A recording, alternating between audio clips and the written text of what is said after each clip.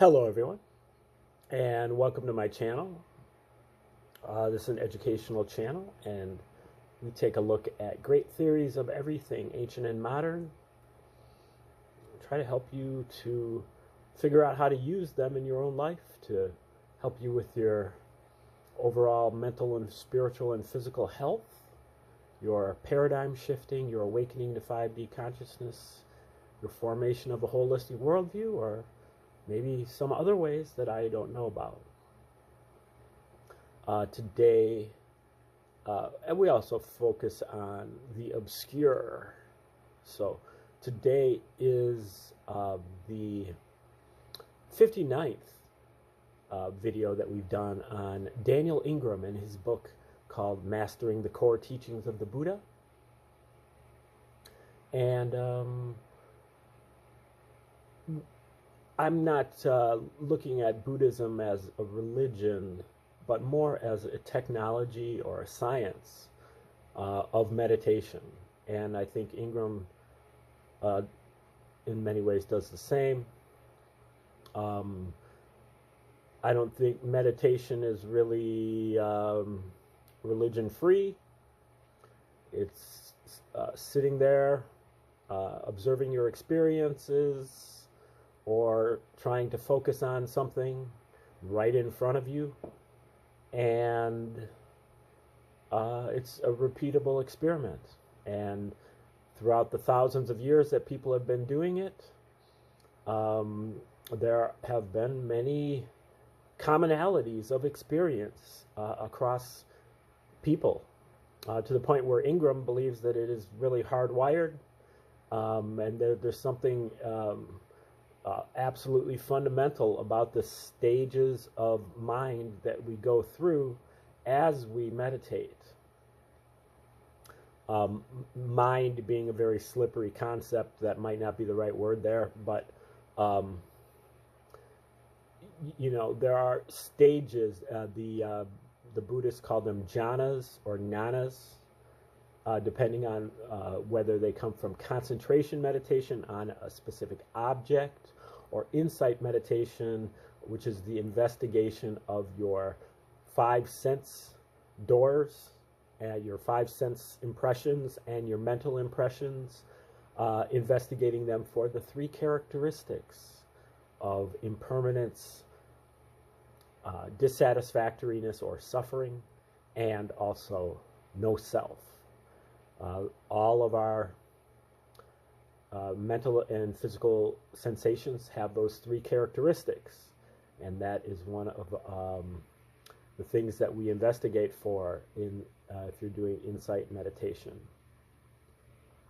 But these things are not mutually exclusive with religion. Regardless of whether you're a Christian or a Jew or a Muslim, if you sit down and you meditate, you will have these same experiences. There might be different imagery involved, but you will have the same basic experiences. So it is not a religion. It is not something that is against your religion. You probably can find some obscure scripture that you twist and turn to make it seem that way, but I don't think so. So we are in chapter 35 or 6 here, and it has to do with the maps. And we're going to just, the maps of consciousness, the maps of meditation, that particularly insight meditation, that Ingram has tweaked, but that go back thousands of years. And so we'll start right here. Additionally, I have concluded that the best reason to take these detailed maps to this extreme is that eventually they become too cumbersome. Thus, eventually they can be laughed at, even after having made useful points, while leaving us with no option but to be with reality. one aspect of which is the sensation that makes up thoughts about maps. We can learn to laugh at ourselves and our deep-seated but futile desire to simplify fresh patterns of sensations and solidify them into a sense of an attainment that we in quotes, have or believe that they are ours, in quotes. Again, that's the no self of the three characteristics of all our sensations. On the darker side, when we are unable to laugh at our deluded attempts to fix or freeze a sense of what some illusory we has done or attained, the phenomenon of 12th path and the complexity of the territory between paths can cause considerable doubt, pain, frustration, and cynicism, the flip side of which is narcissism or grandiosity. The more afraid we are of not making progress, the worse these sorts of feelings can become. The more we compare our practice to the misunderstood sensations that make up the sense of others, the more needless, others in quotes, the more needless suffering arises. These sensation patterns must be investigated clearly and seen as they really are, as always. A long-term view is very helpful, particularly if it paradoxically takes the pressure off and thus helps us to settle into what is happening right now. It will often not be clear which event was actually the new arising and passing away event, or which event was really a new path, until we have the benefit of a few more months or years of practice. We may experience many strange events, state shifts, insights, and profound openings, all of which can be very compelling for some period. However, there tend to be just a few of these memories that, on careful reflection, stand out in the mind as being significant and by which we can clearly mark permanent shifts in our fundamental relationship to life and the world. In the next part of this book, I will lay out some models of awakening that involve various numbers of shifts in understanding. We may be tempted, as I foolishly have been, to count the landmark events in our practice and try to correlate them with these models based purely on how many times they seem to have occurred. This is a setup for trouble. So please learn from those of us who have done so the hard way, and do not try it, as tempting as counting paths can be. A vastly superior form of inquiry and investigation is to carefully examine anything that seems to involve a sense of a split, of a this and a that, particularly at the rate of 1 to 10 times per second, or even faster if you can pull it off. Which sensations seem to be the watcher, and which sensations seem to be the watched? Try to see the true nature of these sensations one by one as they occur. It must be said that after 3 or 4 of what seem like complete insight cycles or paths, it can take quite a while to get a clear sense of what subtle dualities remain. You might find yourself walking around for days to months thinking, dang, I've really got it now. I'm just seeing it no matter what happens. Cool, I might have cracked the thing, dude. Give things time and beware of assuming you have attained more than you have. It is a very common and embarrassing problem, especially because it often goes unrecognized. But those who are mature, honest, and familiar with this territory understand it well. However, those who do not know this territory may not be so forgiving. So beware of claiming a specific level of realization, particularly some final realization, however you define it, until you have carefully checked out how it performs in real-world tests for a very long time.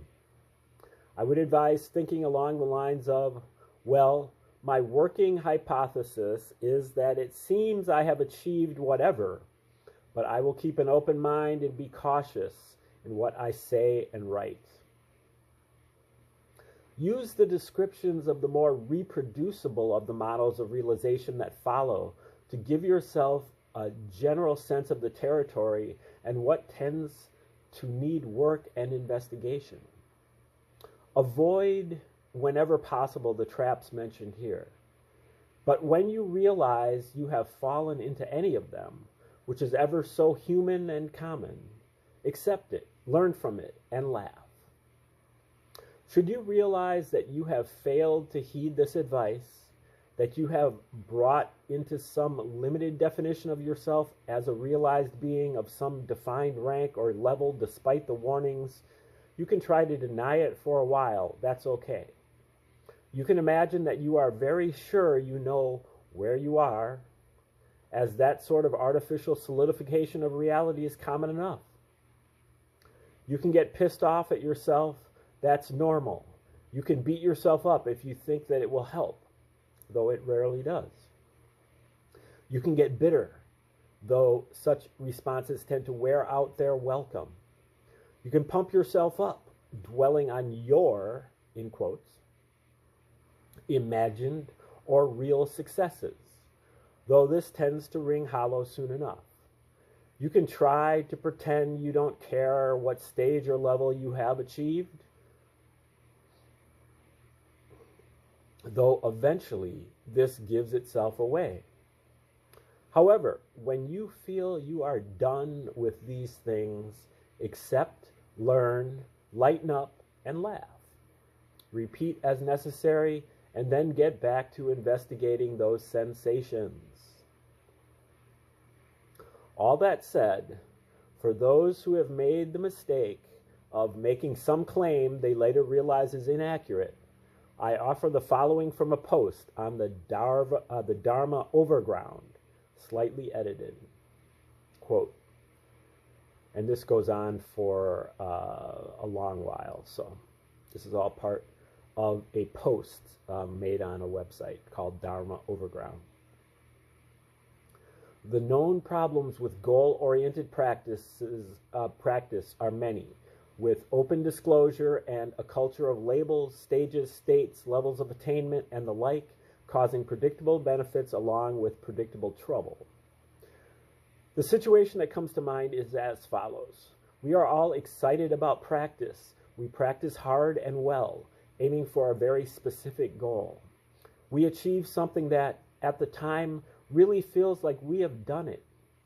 We are not consciously trying to fool ourselves or anyone else, but just honestly feel we have attained whatever stage, realization, or transformation based on our best understanding of the criteria and our best internal and possibly external assessment.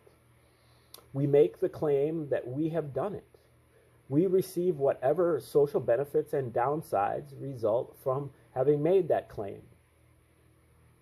Time passes. Things begin to show up that clearly are not well seen as we thought they were. Not as transformed as we thought they were. And we begin to feel that we were wrong about what we had done.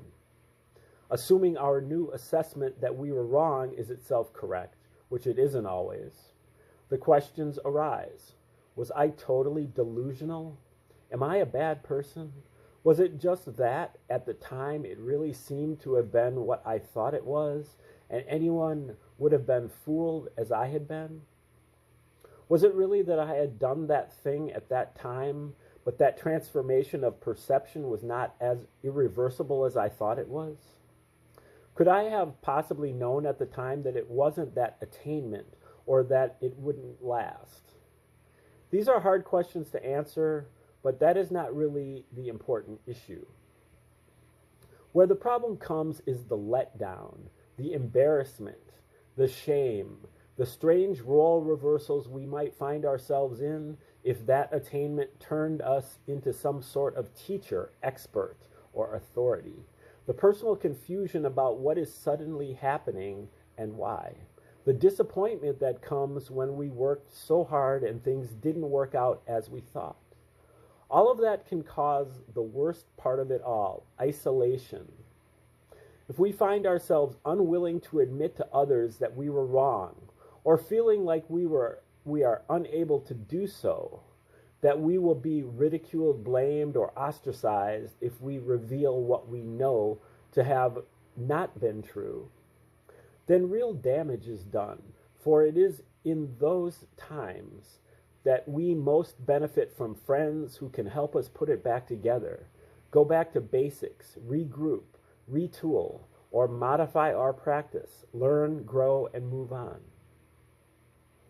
Instead, we may find ourselves feeling like outcasts, failures, victims of our own habits, afraid of being thought of as liars, fools, or both. We may disconnect from our fellow Dharma companions, communities, teachers, friends, family members, and wander lost and confused, which is something that very few handle well in the shadow of some feeling of past glory, achievement, and even widespread recognition and authority. That isolation is where the real damage happens. As one who has gone through lots of cycles over the years that led to lots of plateaus, many of which were quite impressive for some period, but later faded or reality tested at a lower level than first impressions seemed to indicate, I can totally empathize, as I have been there and done that and very well may do it again. It can be very painful and disorienting. Realize, though, that these challenges are not only going to happen, they are very normal in this open disclosure world of states, stages, names of levels, and achievement-oriented culture. If we recognize this as a community and can encourage conversations about it, then when it happens, which it will, and perhaps often, members of the community who are dealing with all the complexities that these strange phases can cause won't have to deal with the additional stigma of feeling like people think we are freaks, losers, or knowing or unknowing charlatans when we face the likely outcome of blowing it and making some grand claim that didn't turn out to hold up over time. We will also get to benefit from the reality testing of other benefits that good Dharma companions provide. Those wise Dharma companions who supported us through admitting to error also get the benefits of living in a culture and community that is realistic and kind, such that when they make their own mistakes, they can stay connected and be helped also. And you may be surprised at how much people who make mistakes like this can grow to be amazing practitioners and wise beings later. Much can be learned from falling down, and hopefully we will be lucky enough to have good and kind people around to help pick us back up, such that we can later do the same for them or others. Thus, I urge each of you, should you run into someone who has this happening to them, who has claimed something and then renounced that claim, to have similar empathy, to wish that person well, and to realize that if you are in this rarefied business long enough, it will likely happen to you.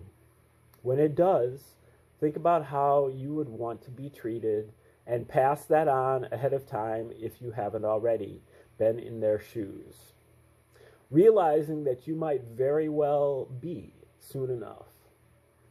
This is the mark of a mature community of practitioners, and it leads to more healing, mutual respect, kindness, renewed progress, inspiration, and harmony than negative, defensive, condemning, demonizing, and other immature reactions, not particularly well guided by the morality, loving kindness, and compassion that the Buddha advocated.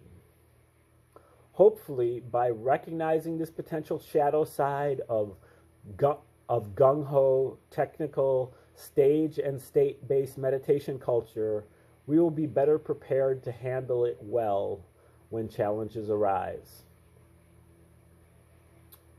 All right, that's the end of the quote. And the chapter ends by saying, speaking of models, states, and stages, here are some more. And I believe that is the end of part 4 of this book. And now we're moving to part 5, which is called Awakening.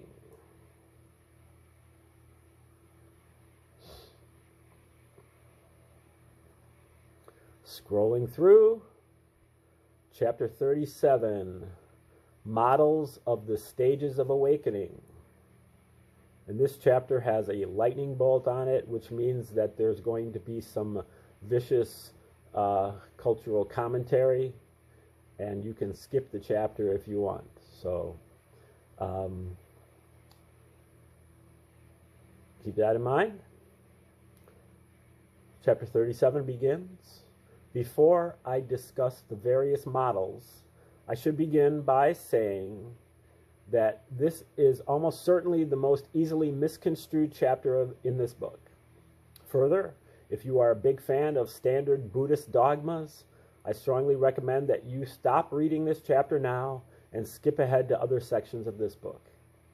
Seriously, I'm about to get quite irreverent again, but in that irreverence are bits of wisdom regarding the models of awakening that are hard to find so explicitly stated elsewhere. In the ongoing axes of development theme, this chapter will discuss various beneficial and perceptual and functional modifications and insights you can realize about the way reality manifests. I am also going to talk about a lot of the traditional models found in various forms of Buddhism. But before I do, I want to talk about models in general, particularly their general uses and problems. We have already seen a lot of this with the progress of insight, but it is more important in this chapter as the progress of insight is in many ways very straightforward. But it is a wonder of straightforwardness in comparison with the models that deal with the stages of what might be termed realization, enlightenment, awakening, etc., which have serious problems.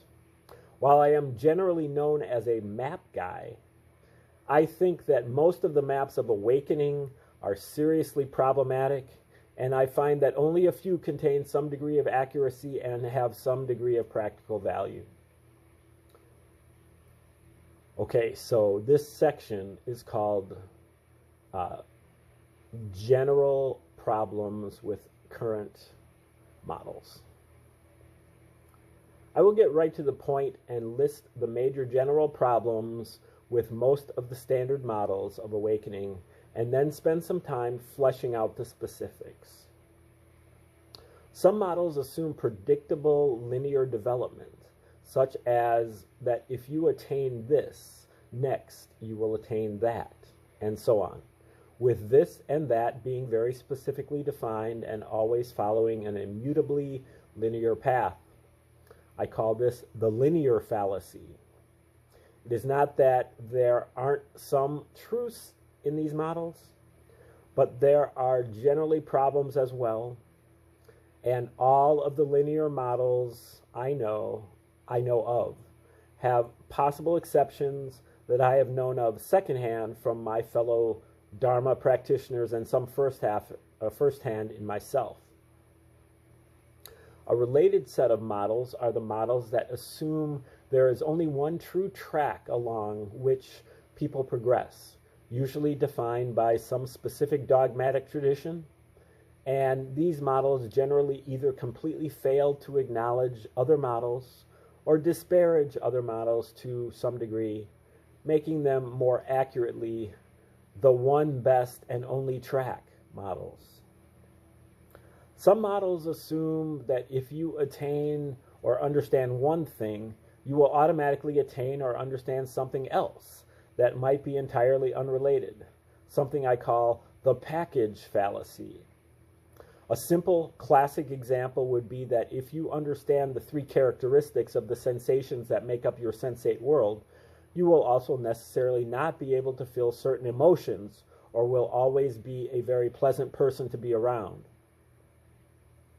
It is not that package of abilities, transformations, and understandings don't occur, as they sometimes do, but most package models presume it will always happen exactly that way, or that the packages will always contain the same transformation of elements, when in fact for most of the standard packages there are variants and exceptions as they relate to what happens in real life. Said another way, the package models assume simultaneous, synchronized, guaranteed, perfectly predictable development along totally different axes of development. Some models assume that if you can perceive or do something now, you will always be able to, at least until you die, that is. In models that don't assume realizations, carry on into a next life. I call this the permanence fallacy. It is not that there aren't some very long-lasting and extremely resilient transformations that can occur, but some of the models that involve permanence have problems that I will touch on in a bit, with what happens when practitioners have strokes and other health issues that can damage the brain, representing the tip of the iceberg. Some models assume that if you attain something, you will automatically describe your attainments or experience in certain ways, such as using very specific terms or even specific lists of descriptions. I call this the descriptive fallacy. In a similar vein, some models assume that if you attain something, you will automatically know that you have attained it, what is called what it is, what it does, and what it means, as well as all the capabilities it bestows. I call this the perfect self-diagnosis fallacy. Some models assume that there is only one endpoint that is valid, final, or ultimate, and that it will look a certain way, often a very specific way related to a very specific person and how they look or looked. I call this the final destination fallacy, or as Kenneth Folk calls it, pernicious convergence, meaning the belief that all roads lead to some very specific final point if you take them all far enough. If you look at the lives of the most accomplished students of the Buddha during his lifetime, such as Sariputta, Dhammadina, and Moggallana, you will notice that they were much more specialists than they were clones, each having their own skill sets they were particularly good at, their own personalities, their own styles of presentation and emphases. Thus, we shouldn't expect practitioners today, who are often coming from significantly more diverse conditioning than those who studied with the Buddha, to be more homogeneous than those early students were. And he recommends this book called Great Disciples of the Buddha, Their Lives, Their Works, Their Legacy, by Nyan Opanika Thera and Helmut Hecker. So check that out. It is worth noting that I have fallen victim to believing all these fallacies to some degree at some point, though now don't completely accept any of them. Exactly how these fallacies do and do not apply is complicated. The problem is that many of them do get at something that can and does happen, or something that is at least partly true, with some qualifiers at points. As I introduce the various models, I will try to point out which of them I feel fall into each of these various traps, and to what degrees some of those traps may not actually be traps but contain some valid truths. Okay, that's the end of the section. The next section is called models that are mostly unhelpful. And so we will begin with that tomorrow when we resume. And even though they are unhelpful, hopefully the the warnings will be helpful. And hope you tune in again tomorrow. Thanks for tuning in today, and have a great day.